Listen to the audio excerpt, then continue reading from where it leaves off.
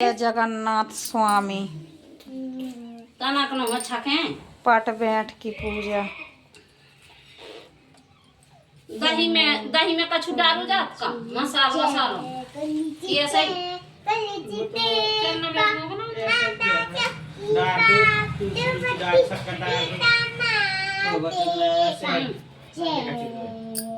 शक्कर डाल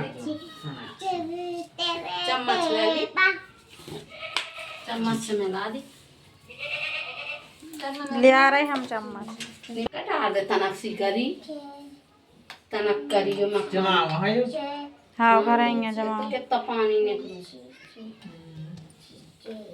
दूध सही नहीं देता वो पानी मिला के तो जब उतारेंगे तुम्हें वो बेकर हो कभी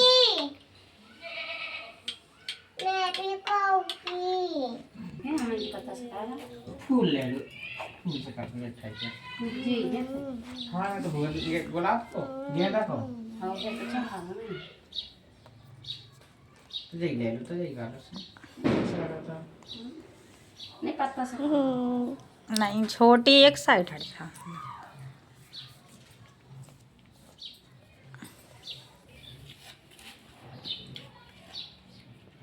चलो करो जय जगन्नाथ स्वामी करो करो जल्दी से। वेरी गुड बस भाग गया अब चाचा के कर लेंगे कर लो भाभी की जय। सबसे पहले श्री जगन्नाथपुरी धाम के बारे में पढ़ते हैं। श्री जगन्नाथपुरी 4 परम पावन धर्मों में से एक है। ऐसी भी मान्यता है कि शेष 3 धर्मों में बद्रीनाथ, सतयुग का रामेश्वर, त्रेता का तथा द्वापर में धाम है, किंतु इस काली युग का पावनकारी धाम तो पुरी ही है। पहले यहाँ नीलाचल नामक पर्वत था और नीलमाधव भगवान की श्री मूर्ति उस पर्वत पर जिसकी देवता आराधना करते थे वह पर्वत भूमि में चला गया और भगवान की वह मूर्ति देवता अपने लोक में ले गए, किंतु इस क्षेत्र को उन्हीं की स्मृति में अब यह नीलाचल कहते हैं। श्री जगन्नाथ जी का मंदिर के शिखर पर लगा चक्र नीलाचत्र कहा जाता है। उस नीलाचत्र के दर्शन जहाँ तक होते हैं वह पूरा क्षेत्र श्री जगन्नाथपुरी धाम है। इस क्षेत्र के अन्य अनेक नाम हैं। वह श्री क्षेत्र पुरुषोत्तमपुरी तथा संघ क्षेत्र भी कहा जाता है, क्योंकि इस पूरे पुण्य क्षेत्र की आकृति शंख के समान है। शाक्त इसे उड़ियान पीठ कहते हैं। 52 शक्ति पीठों में यह एक पीठ स्थल है। संती की नाभि यहाँ गिरी थी। पौराणिक कथाओं के अनुसार द्वारका में माँ रोहिणी जी ने श्री कृष्ण की पटरानियों को ब्रज लीला के गोपी प्रेम की अनुपम रस कथा सुनी रही थी। उसी समय श्री कृष्ण बलराम एवं उनकी बहन सुभद्रा के हठात आकर इसे सुन लिया। प्रेम एवं विरह की अलौकिक कथा की भगवतीता में तीनों का परिपाद विगलित हो गए। देवर्षि नारद की प्रार्थना पर श्री कृष्ण श्री बलभद्र एवं सुभद्रा इसी अद्भुत स्वरूप में काली युग में पुरी धाम में विराजमान हुए। नीलाचल धाम में महात्म्य में स्वर्णिम अध्याय प्रारंभ होता है। प्रेम पुरुषोत्तम श्री चैतन्य महाप्रभु के आगमन से नवदीप बिहारी श्री चैतन्य संन्यास ग्रहण कर वृंदावन जाना चाहते थे, पर माँ सची व साथियों के आग्रह पर पुरी में बसने का निश्चय किया। 1510 ईस्वी के फरवरी के प्रथम सप्ताह में शांतिपुर से नित्यानंद, दामोदर और जगदानंद एवं मुकुंद के साथ श्री चैतन्यपुरी की ओर चले। श्री जगन्नाथ दर्शन की आतुरता के आवेश में श्री महाप्रभु छत्रभोग, जलेश्वर, रमुड़ा, जाजपुर, कटक, भुवनेश्वर आदि में दर्शन स्नान करते हुए भार्गवी नदी के पश्चिम तट पर कमलपुर पहुँचे। वहाँ कपोतेश्वर महादेव के दर्शन किए। यहाँ पर ही श्री नित्यानंद ने महाप्रभु का ब्रह्मांड दंड टुकड़े टुकड़े पर नदी में बहा दिया। इसी कारण भार्गवी की एक धारा जो अथर नाला पुल की ओर जाती है दंडभागा कहलाती है। कमालपुरा से जरा आगे तुलसी चौरा स्थल से महाप्रभु को प्रभु पुरी के श्री मंदिर की ध्वजा के दर्शन हुए और भावावेश में मंदिर में प्रविष्ट हुए।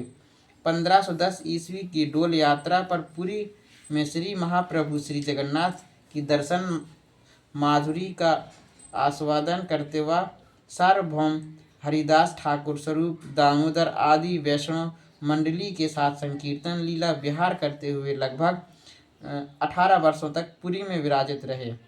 28 जून 1533 को सचल नीलाचल बिहारी श्री चैतन्य अपनी प्रकट लीला संकोच कर अचल नीलाचल बिहारी श्री जगन्नाथ से एकाकृत हो गए। श्री चैतन्य के समान श्री जगन्नाथ भी श्री श्री राधा कृष्ण मिलत व्रत रूप में उपास थे। नवल कलेवर के समय श्री जगन्नाथ के दारू विग्रह श्री राधा मंत्र का 6 प्रकार से न्यास किया जाता है। श्री चैतन्य महाप्रभु की नीलाचल लीला का ही परिणाम है कि उड़ीसा में आज भी कई शताब्दियों से भक्ति रस की धारा अजस्त्र रूप से प्रवाहित है। इतिहास से पता चलता है कि पांडु वंश के राजा दयन के पुत्र इंद्रबल का धनु इंद्रधुन ने श्री जगन्नाथ जी की विविध पूजा अर्चना प्रारंभ की। श्री जगन्नाथ तब नील माधव नाम से विख्यात थे।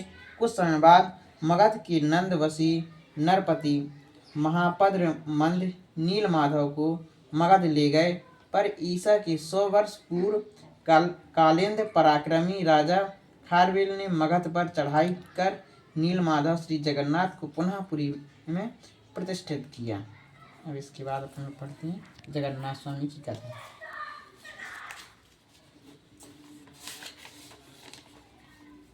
बोलो जगन्नाथ स्वामी की जय। प्राचीन काल में सुदामा नामक एक अत्यंत गरीब ब्राह्मण था। अत्यंत दुखी होने पर लोगों से सुना था कि जगन्नाथ जी का व्रत और दर्शन करने से सभी मनोरथ पूर्ण होते हैं। इसलिए सुदामा जी ने श्री जगन्नाथ जी का व्रत और दर्शन करने का निश्चय किया। घर में ब्राह्मणी को समझाकर थोड़े से चावल लेकर दर्शन के लिए चल दिए। श्री जगन्नाथ जी के स्थान का पता पूछते पूछते यात्रा आरंभ की। यात्रा करते कई माह बीत गए। इस बीच सुदामा जी ने अनेक दुखी लोगों से साक्षात्कार भी किया। सभी ने सुदामा जी को श्री जगन्नाथ जी के दर्शन को जाते हुए जानकर प्रार्थना की कि हे महाराज, हमारे दुखों की भी भगवान श्री जगन्नाथ जी से मेरी प्रार्थना करना। इन दुखी लोगों में बाल से बंधा झूमता हाथी, आम का पेड़, रंभाती गाय का बछड़ा, ताल तलैया, आग से भरी बरोसिया वाली औरत, मचिया चिपकी औरत, इन सब ने अपनी अपनी व्यथा को कहा। हाथी ने कहा कि मेरा जीवन बंधे ही गुजर जाता है, मुझे न कोई खोलता न समीप ही आता। आम के पेड़ ने कहा कि मैं इतना अभागा हूँ कि समय से मेरे फल लगते हैं किंतु पकने पर कीड़े पड़ जाते हैं, कोई खाने वाला नहीं। गाय ने कहा कि मेरा बच्चा अलग रंभाता है, मैं अलग किंतु मिल नहीं पाते। मार्ग में ही एक ताल व उसके समीप एक तलैया देखी। उनका यह कष्ट था कि पास पास होते हुए भी चाहे कितना पानी बढ़ जाए पर दोनों का संगम नहीं होता। थोड़ी दूर पर एक कछुआ था जो तपती रेत पर पड़ा था। उसका कष्ट यह था कि वह सरोवर में नहीं रह पाता था। एक औरत मिली जिसके सिर पर जलती हुई अंगीठी थी। एक दूसरी औरत थी जिसने बैठका चिपका हुआ था। इन सब ने श्री सुदामा जी से प्रार्थना की कि हे भगवान, मेरे कष्टों का निवारण का उपाय पूछना। श्री सुदामा जी सबके कष्टों का विचार करते तथा भगवान का स्मरण करते हुए यात्रा करते रहे। कई महीने बीतने पर जब वह श्री जगन्नाथ जी की धाम के करीब पहुँचे, भगवान ने सुदामा की भक्ति जानने के लिए एक जलते हुए बहार के समीप खड़े हो गए। रास्ता चलते ही सुदामा जी उसी बहार के समीप आए और देखा कि जलते हुए बहार के समीप एक व्यक्ति खड़ा है। सो वही रुककर पूछा, भैया जगन्नाथ जी यहाँ से कितनी दूर है? मनुष्य रूपी भगवान ने कहा कि आप जगन्नाथ जी के समीप ही समझो खड़े हो। सुदामा जी ने कहा, भैया तो फिर भी वह रास्ता बताओ जिससे मैं जल्दी जगन्नाथ जी के दर्शन कर सकूं। भगवान ने चलते हुए बहार का मुंह दिखाते हुए कहा कि इस रास्ते से शीघ्र ही दर्शन होंगे। सुदामा जी ने कहा, यह आग से तप रहा है। मनुष्य रूपी भगवान ने कहा, संसार भी तो अनेक प्रकार के दुखों से जल रहा है, बिना ताप सहे कोई भगवान को पा सकता है क्या? सुदामा मनुष्य रूपी भगवान के गुण वाक्यों को समझकर झट से धोती लंगोटा जैसी कर भक्ति भाव व विश्वास से भरे भार में घुसने के लिए तैयार हो गए। ज्यों ही सुदामा के भार ने घुसना चाहा कि भगवान ने रूप बदलकर हाथ पकड़ लिया तथा दर्शन देकर अपने स्थान को ले गए। भगवान ने अपने धाम में सुदामा का बड़ा आदर सत्कार किया। सुदामा जी ने भक्ति और प्रेम में मग्न होकर कुछ दिन निवास किया। फिर ब्रह्माणी की याद कर एक दिन भगवान से मार्ग में मिले हुए लोगों की व्यथा को बताया तो भगवान ने बताया कि इसमें हाथी को पूर्व जन्म का कायस था। कायस है, इसने दूसरों से लिया और अपने से कुछ दिया नहीं, सदा दूसरों को फंसाकर मस्त होता रहा। अतः इस जन्म में मस्त हाथी को बंधन में पड़ा है। अतः उनके दोषों को बताकर वे 5 बेंत मार देना तो वह उन पापों से छूट जाएगा। आम का पेड़ पूर्व जन्म का कृपण ग्रहीता है, दूसरों से अनेक प्रकार की धन सामग्री ग्रहण करता रहा किंतु स्वयं देने के समय कृपण होता रहा। अतः खाने के समय इसके फल में कीड़े पड़ जाते हैं, इसलिए उसकी भी 5 बेंत मार देना, इसका भी पाप दूर हो जाएगा। कछुआ जो पूर्व जन्म में लोगों को हरा भरा देखकर जलता रहा, इसी स्वभाव व दोष से उसे जल नहीं प्राप्त होता, तपता ही रहता है, इसके भी 5 बेंत मारकर जल में छोड़ देना, सुखी हो जाएगा। गाय का पूर्व जन्म की टुनही है, वह माँ की गोद से बच्चों को अलग करती रहती थी, अतः इसका बच्चा अलग रंभाता रहता है, इसके भी 5 बेंत मारकर गाय बछड़ा एक पास कर देना। ताल तलैया जो पूर्व जन्म की देवरानी जेठानी है, जो एक दूसरे को वापस दिया नहीं, अतः इसी से मिलन नहीं होता, उमड़ घुमड़ कर जाती हैं। 5 बेंत मारकर 5 चुल्लू पानी एक दूसरे में डाल देना, मेल हो जाएगा। जलती अंगीठी सिर पर रखने वाली स्त्री जो पूर्व जन्म में रोटी बनाई किंतु तवा चूल्हे के सिर पर जलती ही रहने दिया, उतारा नहीं, अतः उसके सिर पर तपता रहा। 5 बेंत मारकर उसके सिर से अंगीठी अलग कर देना। मचिया वाली औरत पूर्व जन्म में बहू होकर सास ससुर जेठ आदि के सामने खाट पर बैठी रही, उतरी नहीं, इसी से मचिया चिपकी रहती। 5 बेंत मारकर मचिया अलग कर देना। इसी तरह सभी के दुखों का निवारण पूछकर सुदामा जी ने श्री भगवान से विदा मांगी। लौटते समय सुदामा जी ने सोचा कि बड़ी बेटी से मिलता चलूं, सो उसकी ससुराल पहुँचे। इसी बीच जगन्नाथ जी का व्रत का सोमवार पड़ा, सो बड़ी बेटी से थोड़ी गुजिया बनाने को कहा तो वह धन के घमंड में भरी बोली, यहाँ से ढकोसले आदि नहीं होते, भगवान कहाँ है, ये सब बेकार दिखावा है, दूसरी जगह जाकर करो। यह सुनकर सुदामा जी दुखी हुए, बड़ी बेटी के घर से छोटी बेटी के घर चले जाते। रास्ते में एक खेत पड़ा, सो छोटी बेटी की गरीबी विचार कर सोचा कि किसान से 5 बाली मांग लूं। ऐसा निश्चय कर किसान से 5 बाली मांगते हुए बोले, भगवान का व्रत करूंगा। किसान अहंकार से भरकर बोला, आग लगे तुम्हारे भगवान को, जिसे देखो बस भगवान के नाम पर मांगता चला आता है। सुदामा जी दुखी होकर मोड़े ही थे कि खेत में आग लग गई। तब तो किसान दौड़कर सुदामा जी के पैरों में पड़ा और माफ़ी मांगने लगा। सुदामा जी ने कहा, भैया मैंने कुछ नहीं किया, तूने भगवान को आग लगाई और भगवान ने तेरे खेत को आग लगा दी। किसान ने प्रार्थना करते हुए कहा कि अब कभी ऐसी गलती नहीं करूँगा। ऐसा कहकर गेहूं की बाली लाकर अर्पण की, जलता हुआ खेत हरा भरा हो गया। आगे चलकर एक आम का बाग पड़ा, वहाँ भी सुदामा जी ने पूजा के लिए 5 आम मांगे। रखवारे ने दुर्वचन कहते इनकार किया, सो बड़े जोर आंधी चली और सारे आम नष्ट होने लगे। यह देखकर रखवाला दौड़कर सुदामा जी की शरण में गया, खुशामद करने लगा। दयालु सुदामा ने भगवान से प्रार्थना की तथा उसके फल ग्रहण किए तो आंधी शांत हो गई।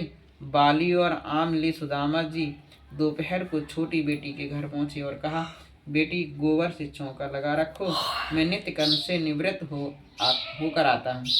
जो कुछ सामग्री होगी उसी से जगन्नाथ जी का व्रत करूँगा। छोटी लड़की ने प्रसन्न होकर चौका लगाया और गरीबी विचार कर साहूकार के घर गई। अपने लड़के बंधक बनाकर पूजन सामग्री घी खोया आदि लाकर गुजिया पूड़ी गुड़ धनिया आदि बनाकर प्रेम से रखा।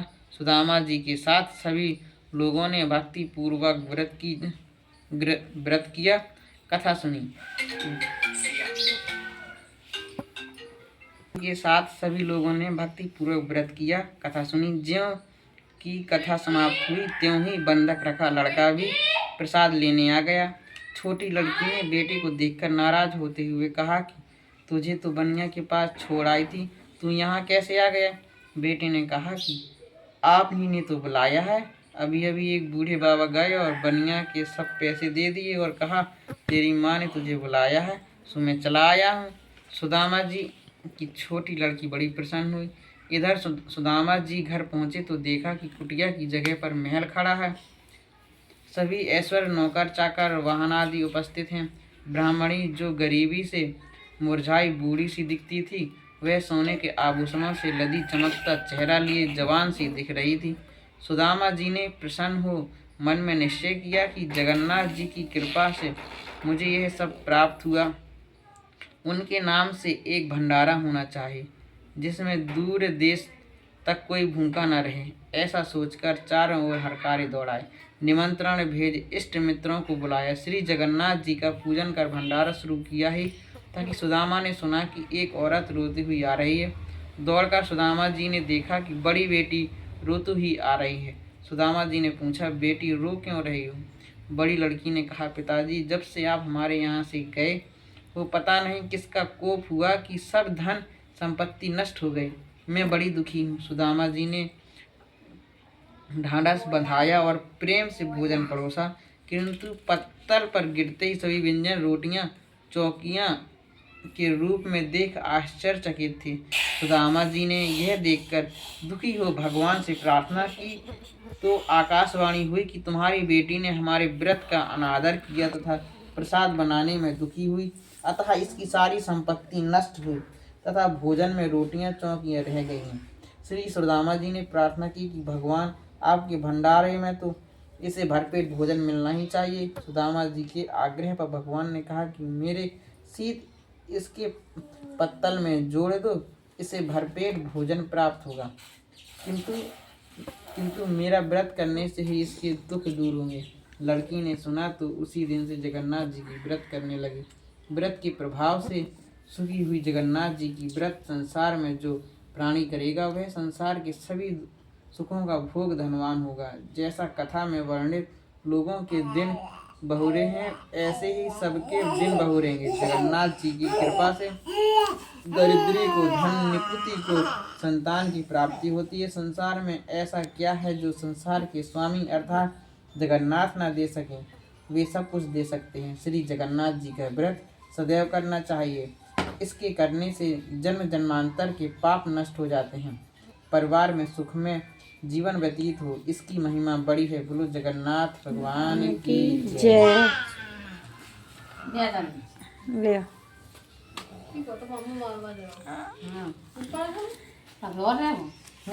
कथा हो गई और सुनने होता और सुना क्या किताब।